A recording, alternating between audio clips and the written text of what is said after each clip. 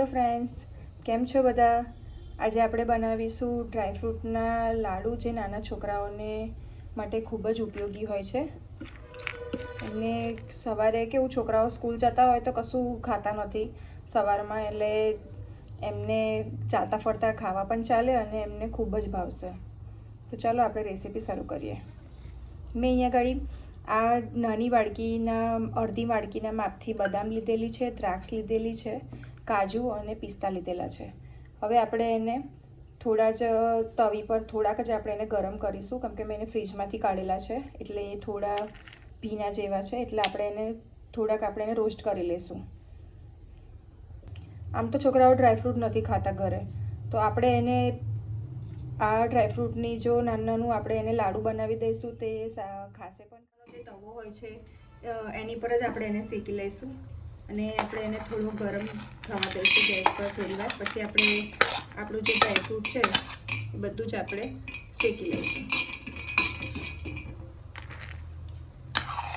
જો તમારે અલગ અલગ શેકવું હોય તો તમે અલગ અલગ પણ શેકી શકો છો, પણ હું અહીંયા બધું એક સાથે જ શેકી દઈશ. બહુ લાલ નથી કરવાનું, એ સહેજ જ થોડુંક ગરમ થાય, થોડાક જ ગોલ્ડન જેવા થાય ત્યાં સુધી જ આપણે એને શેકવાના છે.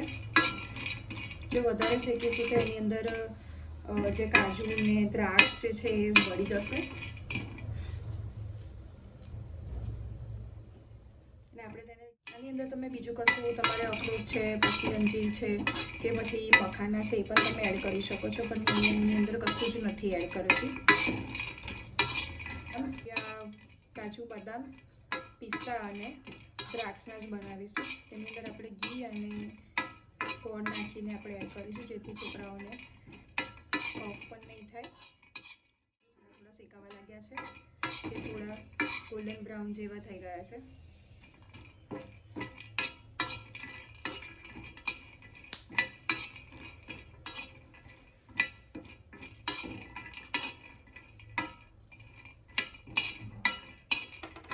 બંધ કરી દઈશું, કાઢી લઈશું અને એને થોડી વાર આપણે ઠંડા થવા દઈશું.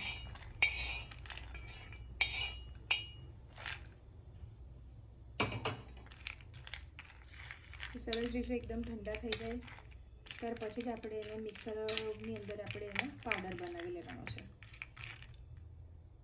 હવે આપણે તેને 5 મિનિટ માટે રેસ્ટ આપી દઈશું, જેથી તે એકદમ ઠંડા થઈ જાય. આપણું જે ડ્રાયફ્રૂટ છે એ સરસ રીતે ઠંડુ થઈ ગયું છે. હવે આપણે એને પાવડર કરી લઈશું મિક્સરમાં.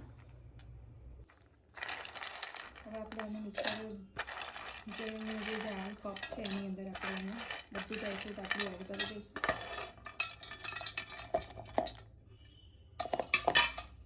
હવે આપણે તેનો પાવડર કરી લઈશું, પણ તેને એક સાથે નથી પીસવાનું, આપણે તેને ચાલુ બંધ કરીને પીસીશું, જેથી તે એકદમ ભેજવાળું મિક્સર આપણું ના થાય અને થોડું છૂટું થાય. આપણું મિક્સર રેડી છે, તમે જોઈ શકો છો. આપણું મિક્સર સરસ રીતે જે ડ્રાયફ્રૂટ છે એ ક્રશ થઈ ગયું છે અને તેનો પાવડર થઈ ગયો છે.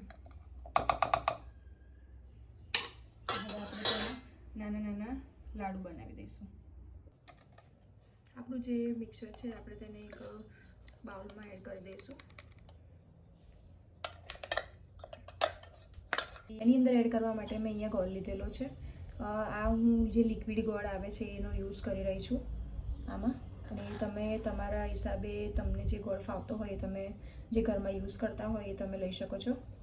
મેં અહીંયા ગાડી આશરે 3 મોટી ચમચી ગોળ લીધેલો છે, તેને આપણે આ મિક્સરની અંદર એડ કરી દઈશું.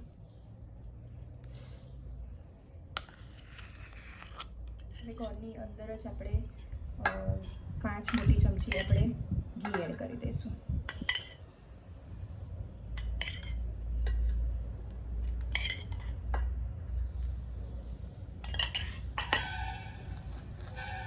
હવે આપણે તેને સારી રીતે ગોળને ડ્રાયફ્રૂટની અંદર બધું મિક્સ કરી લેવાનું છે.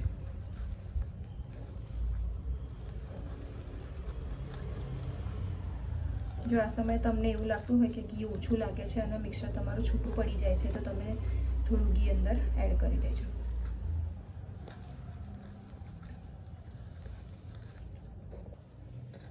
આપણે આ રીતનું મિક્સર તૈયાર કરવાનું છે લાડુ માટેનું. તમે જોઈ શકો છો મેં અહીંયા ગાડી 5 ચમચી ઘી અને 3 મોટી ચમચી ગોળનો ઉપયોગ કરેલો છે.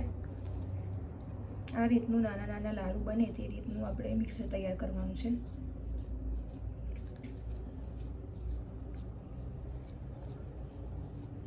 હાથેથી આપણે એને હલકા હાથેથી એકદમ દબાયા વગર આપણે તેને નાની નાની ગોટી બનાવી લઈશું.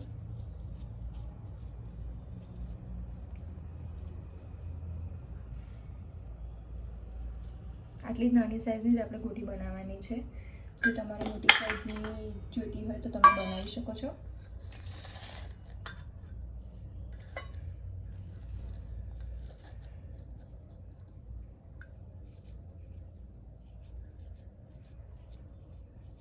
નાની નાની આવી રીતે લાડુ વાળવાથી કેવું છે, છોકરાઓ રમતા રમતા પણ ખાઈ શકે છે.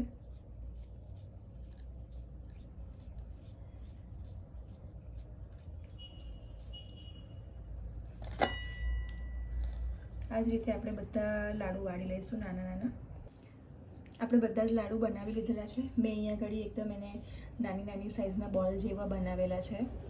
જો તમને મારી રેસીપી સારી લાગી હોય તો મને કમેન્ટમાં જરૂરથી જણાવજો અને મારી ચેનલને લાઈક, શેર અને સબસ્ક્રાઈબ જરૂરથી કરજો. તમે પણ એકવાર ઘરે આ રીતના અને એકદમ ઇઝી અને જલ્દી બની જાય છે આ લાડુ, એ તમે પણ જરૂરથી ટ્રાય કરજો. Thank you.